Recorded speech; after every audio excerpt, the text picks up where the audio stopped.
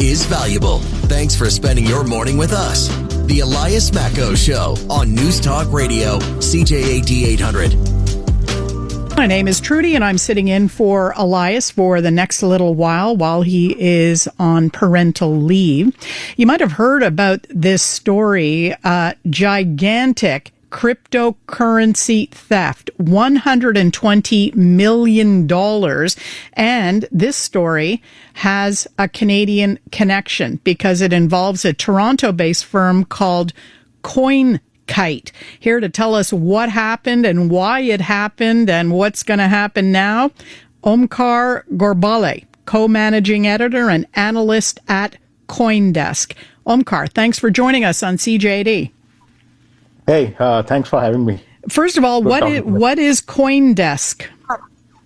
It's a media and publication firm, so we write about the crypto news and market developments, technology, and we also do events. You can maybe call us as the New York Times, maybe of the cryptocurrency market. So this is obviously a huge story in your field. Tell us about this cryptocurrency theft. How did it happen?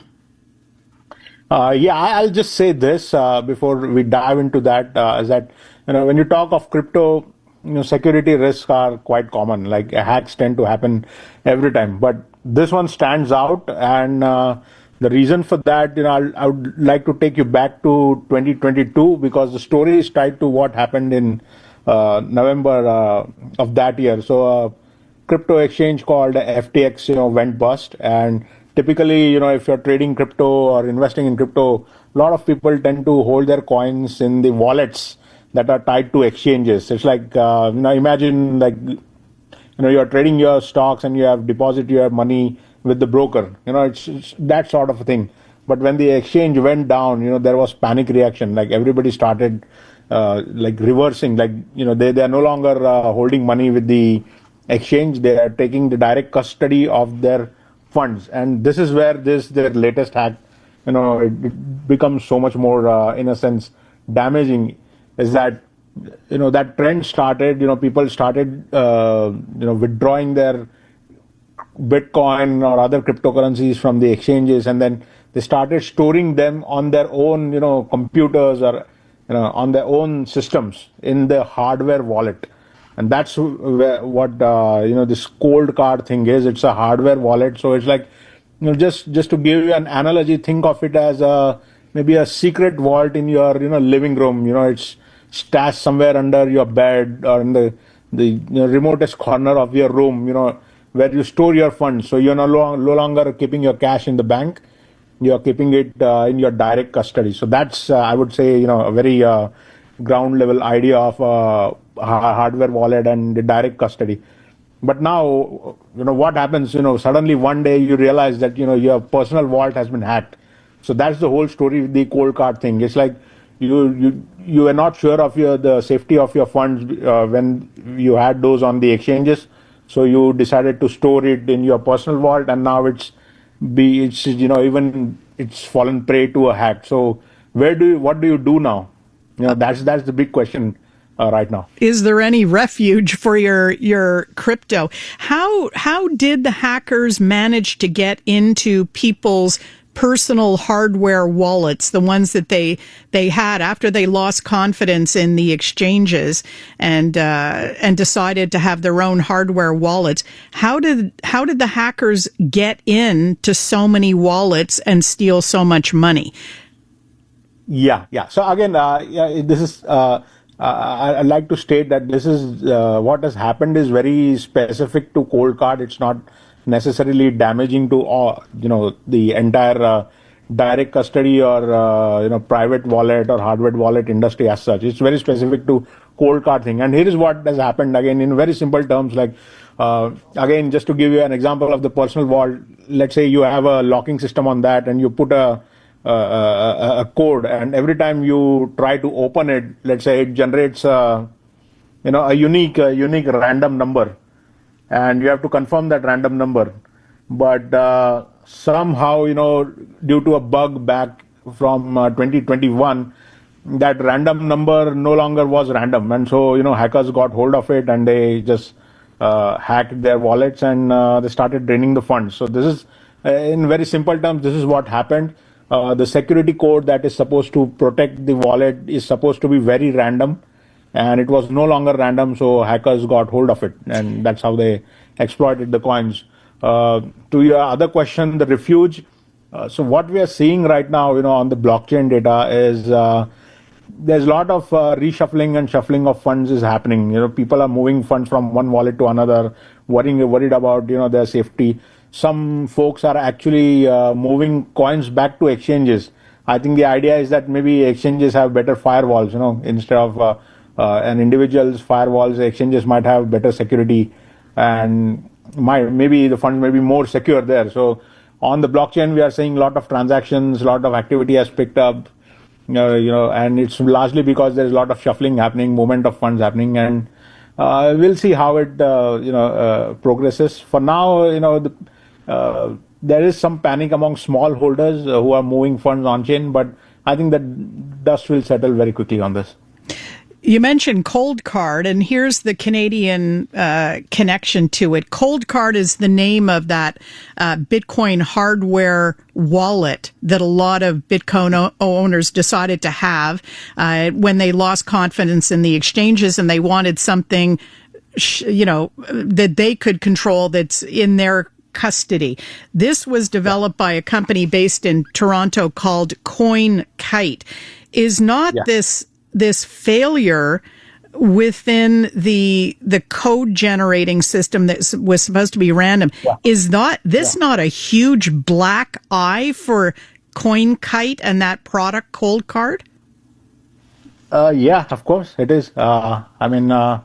Especially since the bug that led to that created this vulnerability was a few years old. So it raises a question like what were you guys doing? Like, how did that miss the eye of all the techies in your firm? But again, I would like to add here, like, this is not the first case.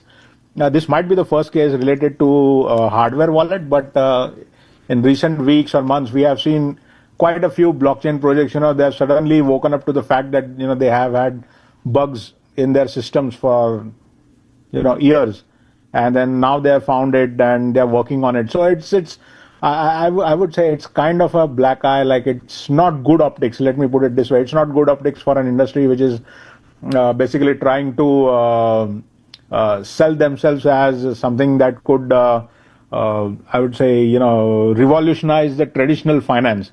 So when you're talking about a goal that is this big, you have to be very, very secure. I'm not worried about losing my funds that are being kept in my bank account because of some old bug. But then that is a concern now while using cryptocurrencies. So yeah. Omkar, let me ask you this. You mentioned that some people now, some owners of cryptocurrency, are being kind of frightened back to the exchanges and will rely on these big exchanges to protect their funds.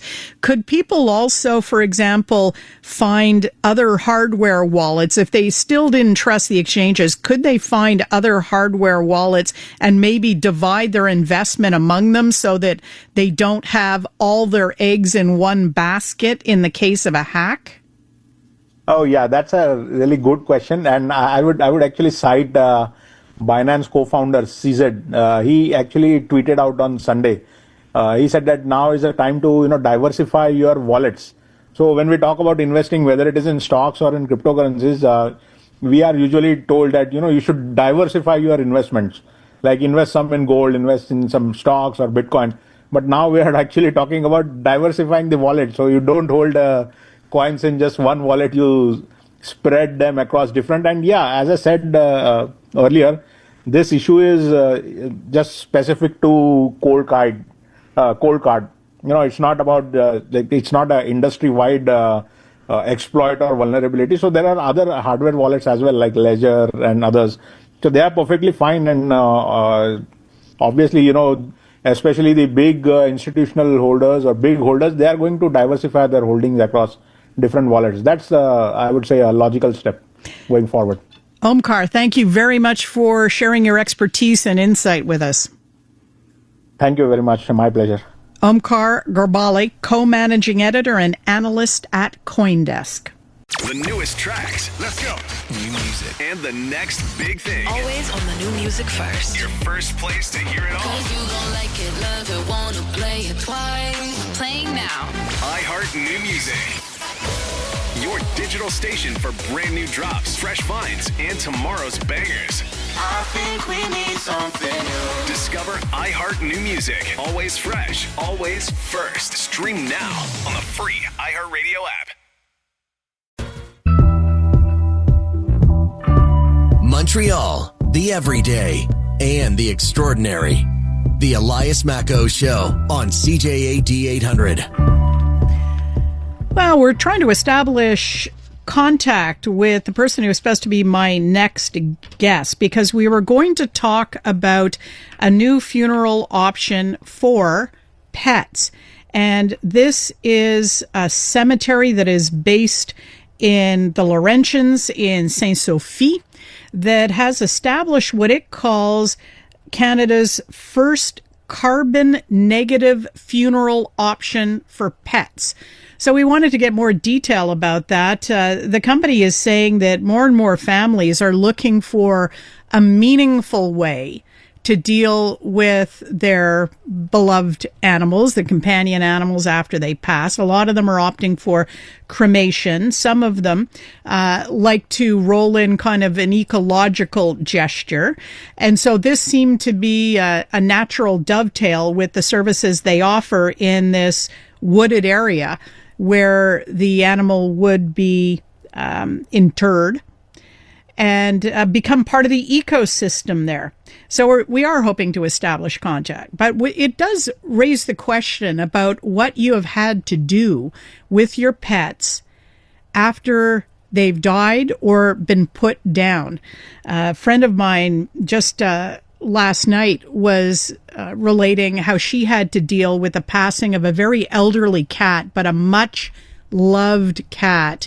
You can imagine how a family can get attached to a cat who has been around a long, long time, and how they chose to dispose of it by burial, and they took it upon themselves to take care of that. And it was a lot to deal with because it happened same day.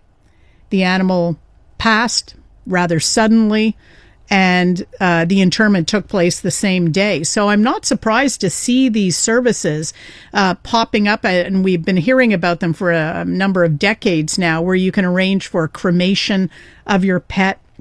In some case, the remains are disposed of for you. In others, you can claim them and dispose of them in some type of a burial arrangement. And this would have been an extension of that.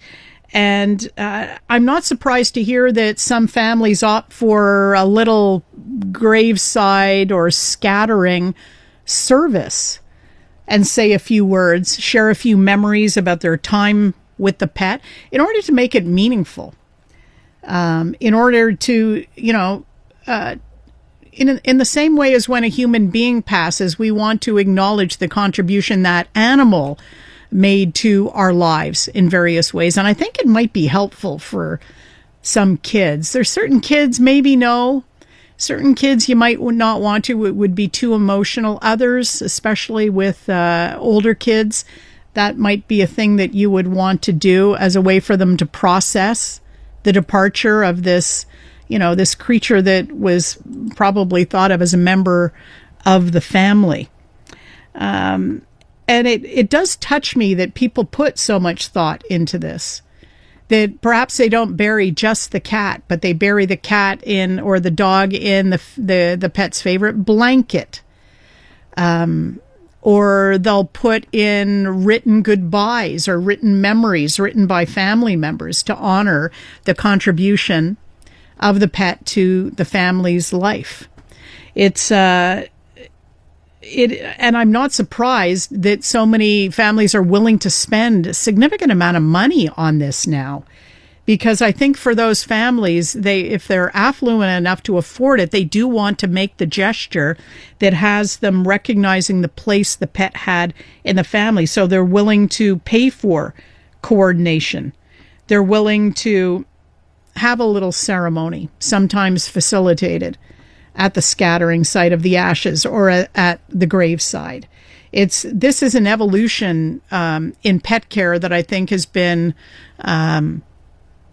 decades in the making, because people have insisted on pets being recognized, being given a place of importance within the family structure, and it follows that you're going to want to put some effort and money in some cases into disposal. Christy in Longueuil says, I have urns in my home. I guess that was from cremations. She says she uses eternal companions because they're so understanding. I have a memory box with their favorite toys too, and a collage frame of my favorite photos. They are family.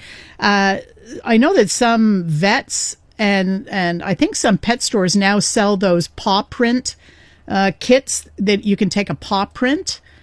And a friend of ours who lost a beloved dog got a paw print taken. This texter says, our cat passed at age 21. My husband made him a coffin and the cat was put in it with its favorite blanket and buried at the cottage. Chris says, I will miss my dog more than most family members. Oh, oh wow. But you know what? I'm not denying that may be the reality for some pet owners. We are coming up on 11:30 after the news update, as reported by Jason Mayoff. We will get an update on the NATO spying scandal. That's this Canadian arrested overseas, accused of spying for a third country while serving as an intern at NATO's headquarters in Belgium. That's coming up. Canadian women are looking for more out of themselves, their businesses, their elected leaders, and the world around them. And that's why we're thrilled to introduce the Honest Talk podcast. I'm Jennifer Stewart. And I'm Catherine Clark. And in this podcast, we interview Canada's most inspiring women. Entrepreneurs, artists, athletes, politicians, and newsmakers, all at different stages of their journey. So if you're looking to connect, then we hope you'll join us. Listen to the Honest Talk podcast on iHeartRadio or wherever you listen to your podcasts.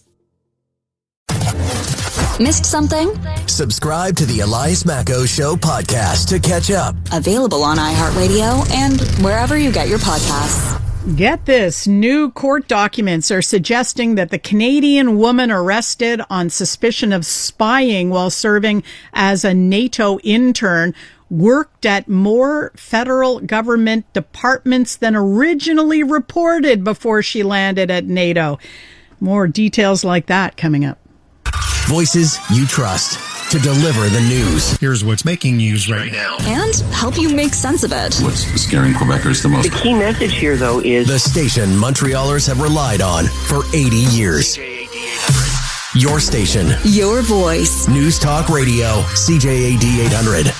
iHeartRadio is throwing it back. 2010s, the decade. To the days of huge hits and unforgettable anthems. A non-stop stream of the biggest and best. Drake, Rihanna, Beyonce, Katy, Gaga, The Weeknd, and more. All your decade-defining favorites, all in one place. Hi, it's Katy Perry. Hey, it's Bruno Mars. This is Kesha. Find 2010's The Decade on the free iHeartRadio app. Preset the station so it's always one tap away. Time is valuable. Thanks for spending your morning with us. The Elias Macko Show on News Talk Radio, CJAD 800. Trudy sitting in, and this week we learned that the Canadian being held in Belgium on suspicion of spying for a third country while assigned to the NATO military headquarters in Belgium had done work previously for the federal government here in Canada in more departments than originally thought. Here to tell us more about this development and others is Sara Mojtehedzadeh, a reporter on the Globe and Mail's investigative team, which has been all over this story. Sara, welcome back to CJAD. Thanks for having me. Tell us about these new court documents. What are they showing? So these court documents stem from a case involving the young woman who has been charged with espionage in Belgium. Several years ago, she had applied twice to the same CBSA job, which ultimately prompted an investigation by the federal government watchdog that oversees sort of hiring and appointments to public service roles. And so we were able to access sort of hundreds of pages of documents that looked into what happened in this case, and ultimately a finding that she did commit fraud in sitting a standardized exam twice for this position. And it revealed that she had quite a long history of stints in the public sector, including with the Employment Ministry, ESDC. She also spent time working for the National Research Council. So a much longer track record of having been involved in public sector work than we previously knew. What is her area of expertise? Well, her area of expertise is sort of data analysis, AI, and the roles that she had taken up in the federal government included, for example, analyzing swine movement data for Statistics Canada. She also did data analysis for ESDC's programs that look at old age security and Canada Pension Plan and make sure people are receiving the correct entitlements.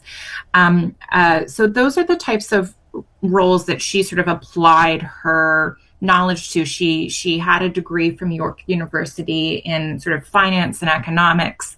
The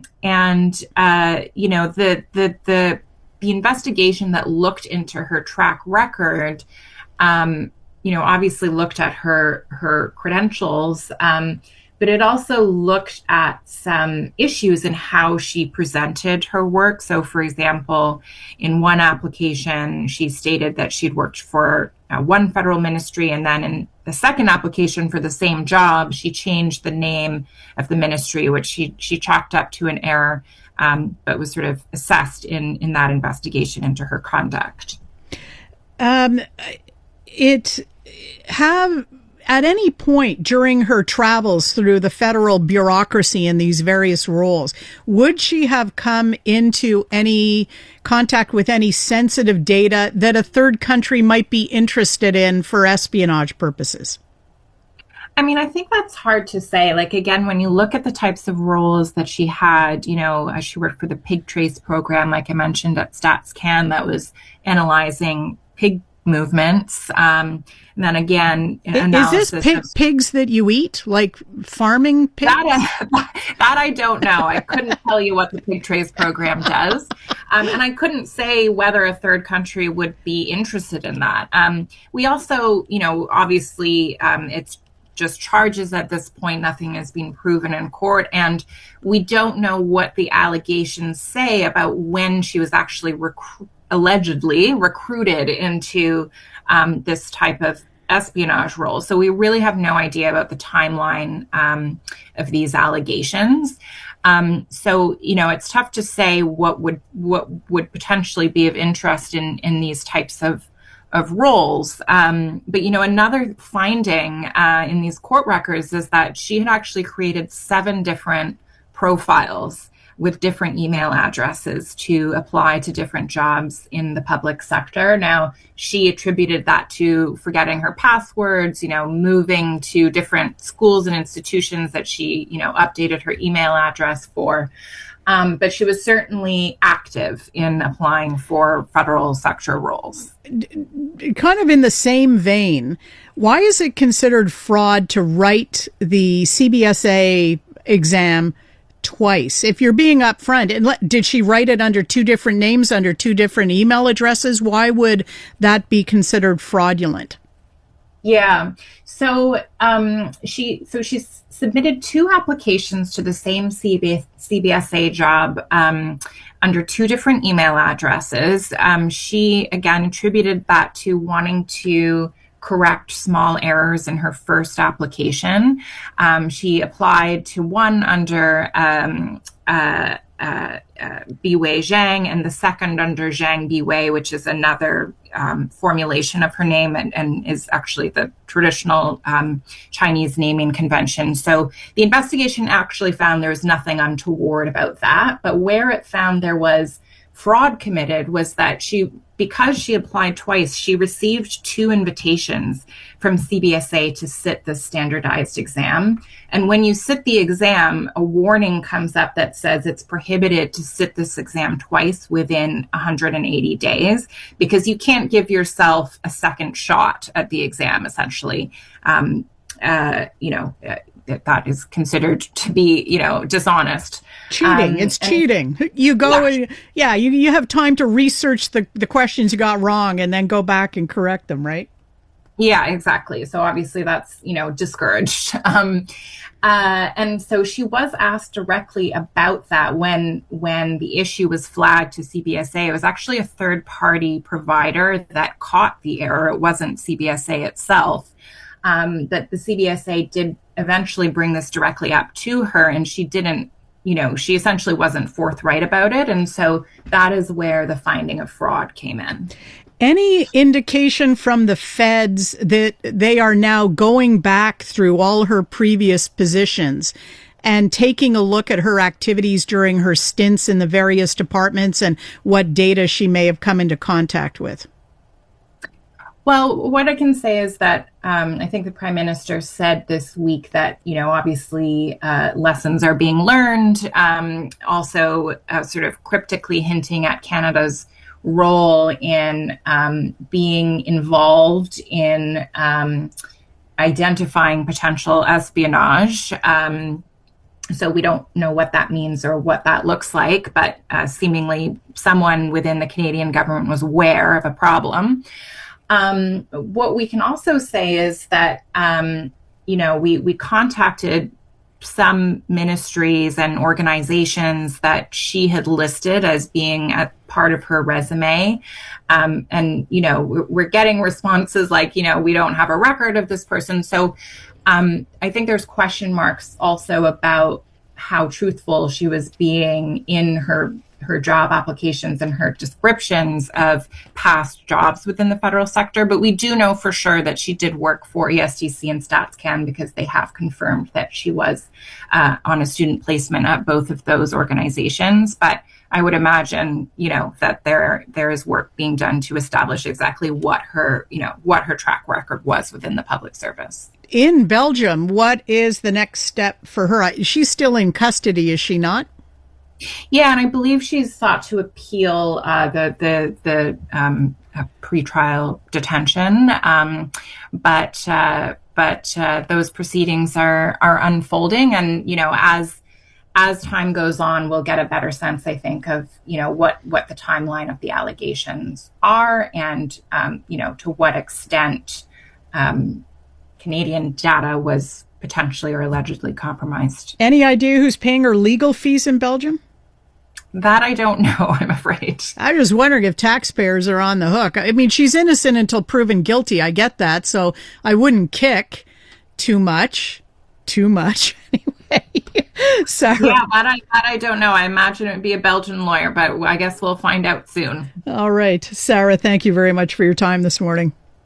Thank you. Sara Mojtehedzadeh is a reporter on the Globe and Mail's investigative team. We head into traffic. iHeartRadio is throwing it back. 2010s, the decade. To the days of huge hits and unforgettable anthems. A non-stop stream of the biggest and best. Drake, Rihanna, Beyonce, Katy, Gaga, The Weeknd, and more. All your decade-defining favorites all in one place. Hi, it's Katy Perry. Hey, it's Bruno Mars. This is Kesha. Find 2010's The Decade on the free iHeartRadio app. Preset the station so it's always one tap away.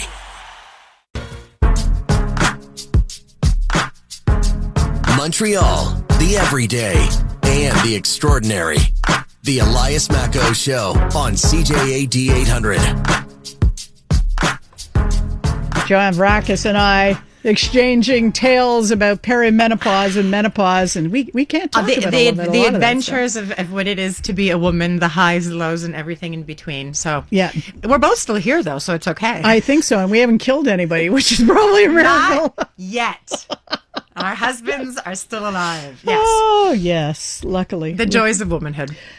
So I wanted to pick your brain about the New York Sticker of Shame program, because New York has brought back these stickers of shame for people who don't move their cars for the street sweepers. Mm-hmm. So in addition to the $65 ticket you get hit with, you get a big sticky sticker on the side of one of your side windows that you have to then scrape off carefully with. Apparently warm water and a scraper is what the sticker advises. What do you think? Listen, I'm all about public shaming. I'm not, if you do the crime, air quotes, okay, people should be able to point it out and say, you did wrong. I think the more annoying part of all that is what you just said right there, is that it's probably a little bit complicated to take the sticker off. I don't think New Yorkers care that they just got to, they're not going to say to themselves, oh my goodness, I'm so humiliated, I got the sticker. It's the removal of the sticker that I think is going to be the sticking point in the situation. When we were doing this on the show, I had a 3-word response to that. What? And